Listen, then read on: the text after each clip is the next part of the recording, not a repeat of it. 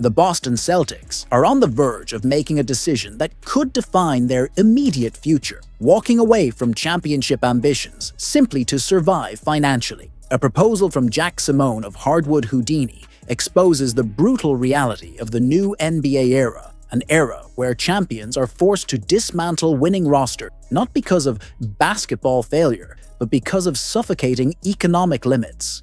The proposed deal looks simple on paper, but its implications are devastating. Celtics receive Kyle Anderson and Nick Richards, Utah. Jazz receive Anthony Simons, Chris Boucher, and 2 second-round picks via Boss Phoenix Suns. Receive George Niang and a second-round pick via Boss. The logic behind this move is clear. The Celtics need to cut roughly $4 million in salary before the deadline to avoid repeater tax penalties. This trade would save around $15.8 million, pushing Boston below the luxury tax line for the first time in years. This is where the proposal becomes truly questionable. Richards was traded from the Hornets to the Suns during the 2024-25 season, where he started 34 of 36 appearances. But the numbers tell a worrying story. Just 3.4 points and 3.3 rebounds per game across 24 games this season, according to the original article. Richards has always been viewed as a long-term project, nothing more than a quality backup. Is this really the player the Celtics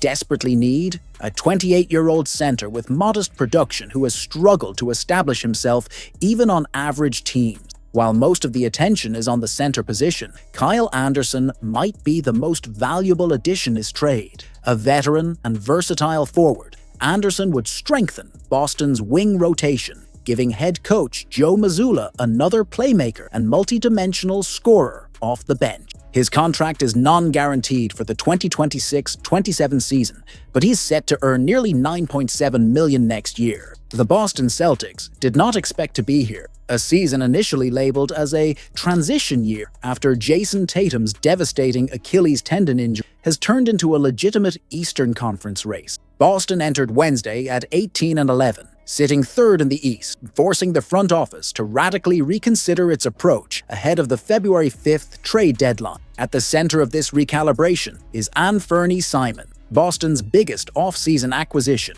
and its most flexible trade asset. According to NBA insider Jake Fisher, the Celtics are now open to keeping Simons beyond the deadline, a notable shift for a team that previously viewed him primarily as a salary balancing tool. Simons has underperformed relative to expectations, averaging 13.1 points per game, and his last 5 outings reveal a worrying trend, just 11.2 points per game on 38.9% shooting. In 29 games with Boston, he has also posted only 2.4 assists and 2.2 rebounds, far too modest for a player earning $27.7 million annually. The big question is unavoidable. Why would the Celtics, who were desperate to move this contract just weeks ago, now be considering keeping him? Jayson Tatum suffered a complete rupture of his right Achilles tendon on May 12, 2025, in Game 4 of the Eastern Conference semifinals against the New York Knicks, after scoring 42 points in one of the best playoff performances of his career. Surgery was performed in less than 24 hours by Dr.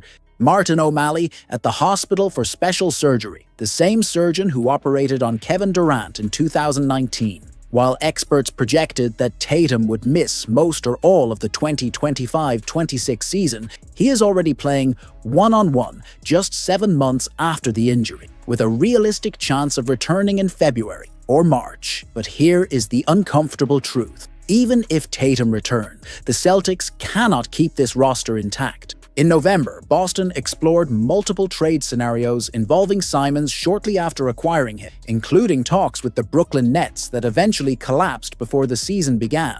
The Celtics targeted center Day'Ron Sharpe as a solution in the paint, but were unable to finalize a deal. With the Eastern Conference wide open this year, a new NBA rumor suggests the Boston Celtics could make an addition to the roster that would give them a real chance to return to the finals in the spring. But here is the shocking twist. This addition will not come from any trade. It will come from a recovery that challenges modern medical science. According to ESPN's Brian Windhorst, the Celtics may land a game-changing boost for the second half of the season without making a single move. While early estimates suggested that Tatum would miss the entire season, The NBA Insider reports that the six-time All-Star is determined to play this year. And here is what makes this absolutely terrifying for the rest of the league. He might actually pull it off. Drew Smith, a reserve guard for the Miami Heat, tore his Achilles on December 23rd of last year and returned to the court for training camp in late September. His absence lasted roughly 9 months, far shorter than the timelines faced by players like Kevin Durant and Klay Thompson following their Achilles surgery. A 9-month recovery for Tatum, who is training daily and already playing one-on-one, would put him back in a Boston uniform around the All-Star break in mid-February. Dr.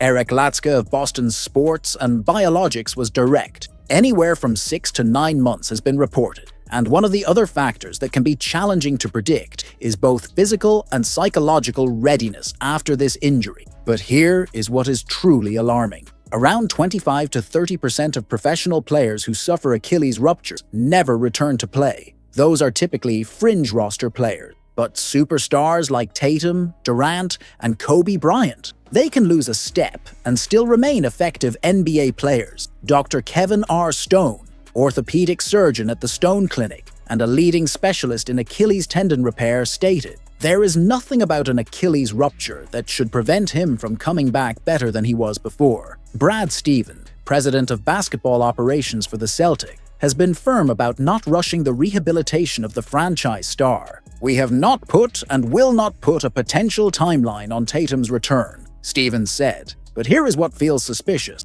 Amid a landscape full of uncertainty, the name Braden Smith is starting to gain serious traction behind the scenes around the NBA. And this is far from a minor detail. Boston enters the 2026 draft holding 3 second-round picks and a level of flexibility few teams can match. The franchise controls favorable combinations involving the Timberwolves, Knicks, Pelicans, Trailblazers, Pistons, Bucks, Magic, plus a potential swap with the Grizzlies. It may look like an excess of draft capital, but Brad Stevens has already shown he does not treat second-round picks as untouchable assets. To him, they are tools. And then the unexpected happened. A recent mock draft had Braden Smith, the Purdue guard, falling directly into the Celtics' lap at pick 33. For that scenario to materialize, Boston would need to inherit the Pelicans' highest second-round selection. But is it a gamble worth taking? Smith is not a flashy name. He does not stand out physically. He does not dominate headlines with viral dunks.